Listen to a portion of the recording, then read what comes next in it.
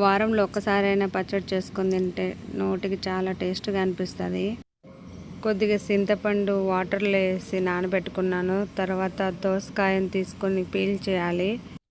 కొంతమంది పీల్ చేయకుండా అలాగే కట్ చేసి వేసేస్తారు. నేను ఇక్కడ పీల్ చేసి కొద్దిగా టేస్ట్ చేశాను. కొన్ని చేదుగా కూడా ఉంటాయి. కట్ చేసేటప్పుడే టేస్ట్ చేస్తే మంచిది.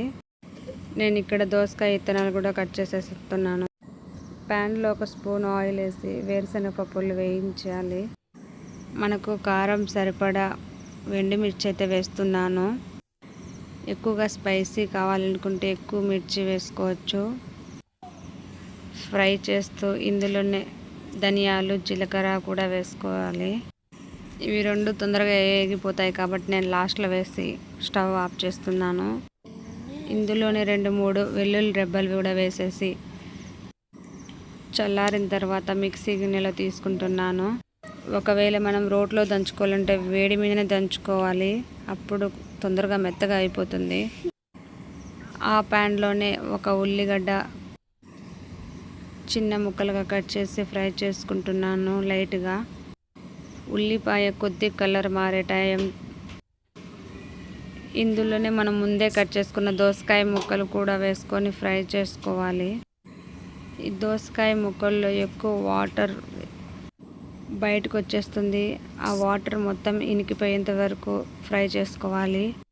ఫ్రై చేసుకున్న వేరుశనగ పప్పులు చల్లారిన తర్వాత ఇలా గ్రైండ్ చేసి పెట్టుకున్నాను. ఈ కారపొడి దంచుకుంటే ఎక్కువ టైం పడుతుందని నేను గ్రైండ్ చేసేసాను. ఉడికిన ఈ దోసకాయల ముక్కల్ని మాత్రం దంచుకుందామని రోల్ ముందే క్లీన్ చేసి పెట్టాను. మన దగ్గర రోల్ లేనప్పుడు వేరే ఆప్షన్ లేదు కదా, గ్రైండ్ చేసుకోవచ్చు. నా దగ్గర ఇక్కడ రోల్ ఉంది, అందుకే దంచుతున్నాను. గ్రైండ్ చేస్తే పూర్తిగా పేస్ట్లా అవుతుందనేసి దోసకాయ ముక్కలు మాత్రమే రోట్లో వేసుకొని దంచుకుంటూ ఈ కారం కొద్దిగా మిక్స్ చేస్తూ దంచుతూ ఉన్నాను. మనం ఇక్కడ పచ్చడి దంచుకుంటున్నాం కాబట్టి దోసకాయలోని విత్తనాలు అక్కడక్కడ తగులుకుంటూ టేస్ట్ తెలుస్తుంది. అదే గ్రైండ్ చేసుకుంటే మెత్తగా అయిపోయి ఏం తెలియదు. నేను ఇక్కడ కారంను మిక్స్ చేశాను కాబట్టి నాకు ఎక్కువ టైం పట్టలేదు. కలర్ చూడండి ఎంత బాగా కనిపిస్తుందో. చూస్తుంటేనే నోరు ఊరిపోతుంది. వేడి అన్నంలోకి నెయ్యి వేసుకొని ఈ పచ్చడి కాంబినేషన్ సూపర్గా ఉంటుంది. నానబెట్టుకున్న చింతపండును కూడా ఈ దంచేటప్పుడే వేసుకొని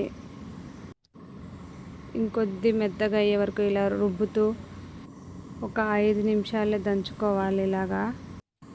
అంతే, మన పచ్చడి అయితే రెడీ అయిపోయింది. మనం స్పూన్తో చట్నీ తీస్తే నీట్గా రాదు, ఇలా చేత్తో తుడుచుకోవాల్సిందే రోకలుకున్న పచ్చడి మొత్తము. కావాలంటే మనం గిన్నెలోకి తోడుకునేటప్పుడు ఇలా చెంచాతో తీసుకోవచ్చు. మొత్తం తీసిన తర్వాత లాస్ట్లో ఉన్నది గరిటెకైతే రాదు, ఇలా మొత్తం చేతులు పెట్టి రోల్ను ఊడ్చాల్సిందే, రోల్ని ఏం తినివ్వకుండా. నేను కారం తక్కువనే వేశాను కాబట్టి పిల్లలు కూడా చాలా బాగా తిన్నారు. నిజంగా చెప్తున్నాను, ఈ విధంగా ఒకసారి పచ్చడి చేసుకొని తినండి. మళ్ళీ సెకండ్ టైం కూడా మనకు తినాలనిపిస్తుంది. Thank you.